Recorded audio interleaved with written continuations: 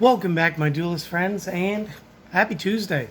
So, we do have, well, we don't have a common charity build this week. However, you guys could build most of this. Actually, I think you can build all of this in common charity. Give me half a second.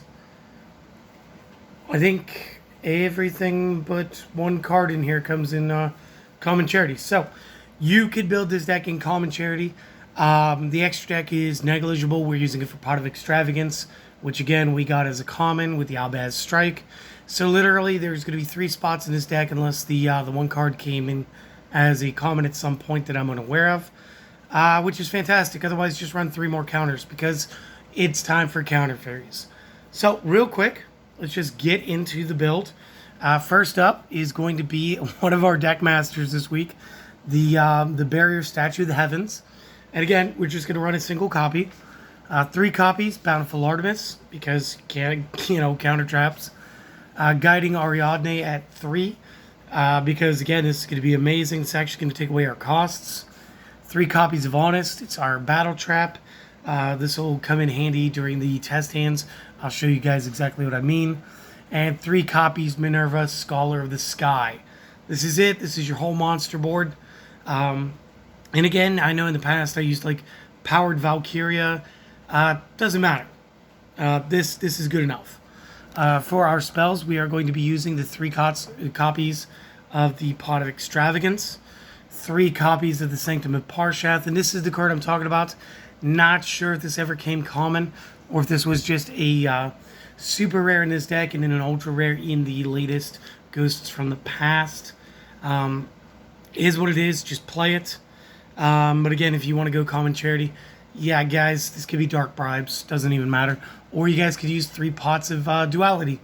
That would work just as well. 3 copies, Ties of the Brethren.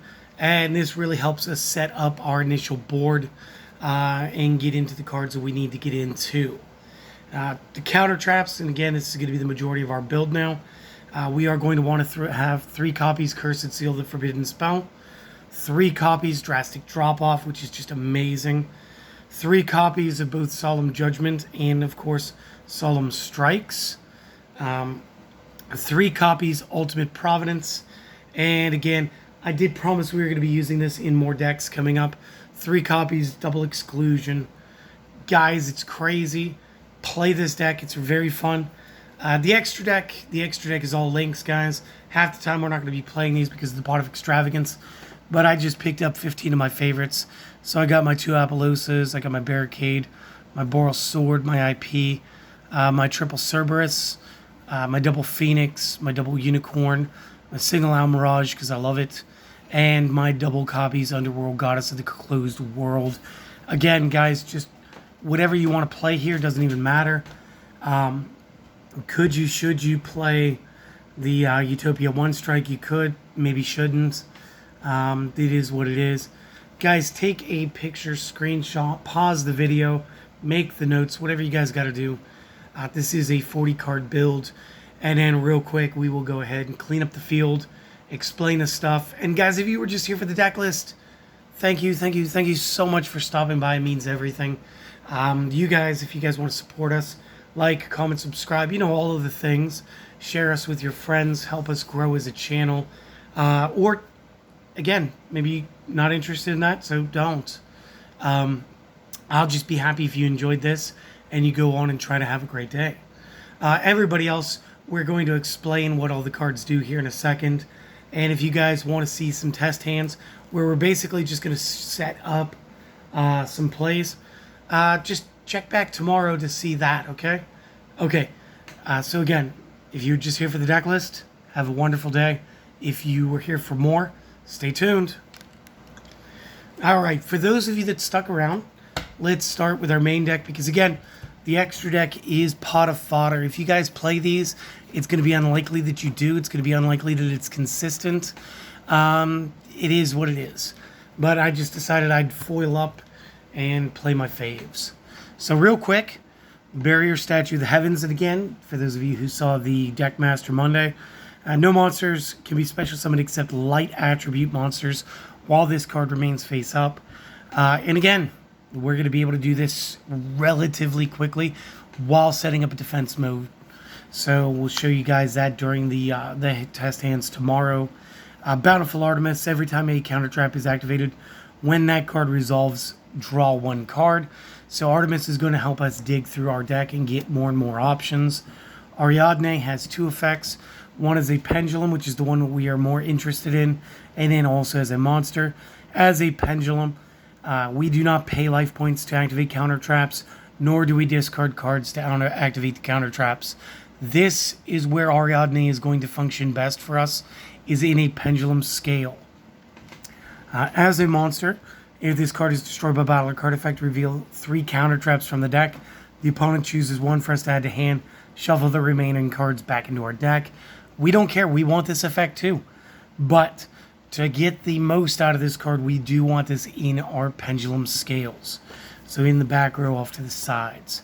Honest, and honestly, we need to talk about the full effect for you guys to understand everything, because everybody's going to go with the last effect. And the last effect is, during either player's damage step when a face-up light monster we control is battling, we may send this from hand to grave to have that monster gain attack equal to the opposing monster until the end phase. So, again, just quick, if our monster is 1,000 and our opponent's monster is 3,000, we gain 3,000, we're 4,000. This is the way Honest has always been played. We also need to look at the first effect. During the main phase, we may return this from the field to the owner's hand. That is huge. This comes in play with Ties of the Brethren. We can either trigger Ties by summoning Honest and then bouncing it, or we can go ahead and guarantee the barrier statue's safety by summoning something like Artemis, playing Ties of the Brethren, gaining Honest in the barrier statue, limiting our opponent's plays while protecting both monsters. It's a very great way to threaten while just having a very good-looking angel on our side of the field. And last but not least, Minerva. Every time a counter trap is activated, immediately once it resolves, this card will buff by 500. And every time it does buff, and Sanctuary of the Sky is on the field, we can add a counter trap with a different name from the graveyard back to our hand. So as long as we already have a different named counter trap, we can resolve by continually recycling our stuff. So again, big plays. Extravagance, again, start of the turn. We have to banish 3 or 6 random face down from our extract, banishing them face down. And then based on how many sets of 3 we banished, we draw 1 card. We cannot draw any cards by card or effect for the remainder of the turn, which is fine. There's a lot of dig and add. This will negatively interact with Artemis. So do play this one a little cautiously.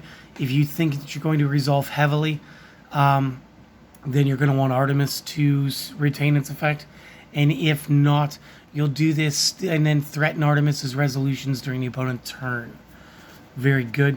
Sanctum of Parshath, first and foremost, always counts as Sanctuary of the Sky while face up or in the graveyard. Fairy monsters we control gain 300 attack and defense. Set spell traps cannot be targeted or destroyed by card effects. Once per turn, you can target a total of 3 fairies and or counter traps with different names in the graveyard, placing them on the top of the deck in any order. And again, this will allow us to resolve with Artemis and possibly dig all 3 of those cards. Ties of the Brethren, small paragraph to itself, pay 2k, target 1 level 4 lower monster we control for the remainder of this turn. We cannot special summon. Also, special summon 2 monsters, same type, attribute, and level as the targeted monster, with different names from each other and that monster. You may not conduct your battle phase the turn you activate this. This is perfect if we go first. It is a monumental resolution, and it really does set us up for the rest of the game. And then the stars of the deck is our counter traps. So recently we were reintroduced to Cursed Seal of the Forbidden Spell, and let's talk about why it's good. Number 1, with Ariadne, we are not discarding a spell card to activate, but discard a spell card to activate the negation and effect of a spell card destroying the card. The opponent may not activate any other copies of that card for the remainder of the duel. So again, if we're playing up against something like Twin Twisters, or something that they could recur and reuse, or that they have to play at 3 for their deck to work well, We are just going to cut that card out of the game, and then we are going to be able to recur this all the time and just keep replaying the effect. So good, great. Drastic drop off. When the opponent adds a card or cards from deck to hand, including a drawing effect. So this could be drawing for their turn, drawing for something like Pot of Extravagance, or adding from like Signet Mining, Reinforcement of the Army, insert card effect here. They have to discard one of the cards that they added. So again, on Rhoda, boom, it is the one card that they got.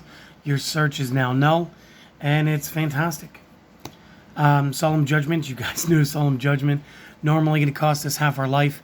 Under Ariadne costs nothing. Strike going to cost us 15 or nothing if Ariadne is on board. Providence, when a spell trap or monster effect is activated, discard a card of the same type as the effect that you're trying to negate and destroy. Negate and destroy that card. So again, I want to destroy a monster effect. I pitch a monster, and I stop the monster effect. Negate, destroy the card. Perfect. And then double exclusion. When the opponent activates that monster effect in their hand, negate activation, and if they have cards in their hand afterward, you can choose to make them discard a card from their hand, their choice. So again, and I think this works against our Kaiju as well. Like, let's say Kaiju card is their last one, so it's like Gameciel.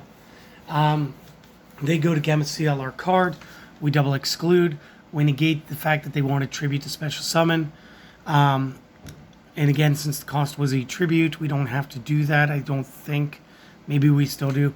But we can still get the Kaiju out of their hand afterward, since unlike a regular hand trap like Ash Blossom Effect Veiler, it doesn't have a send to discard effect first in order to perform as the cost.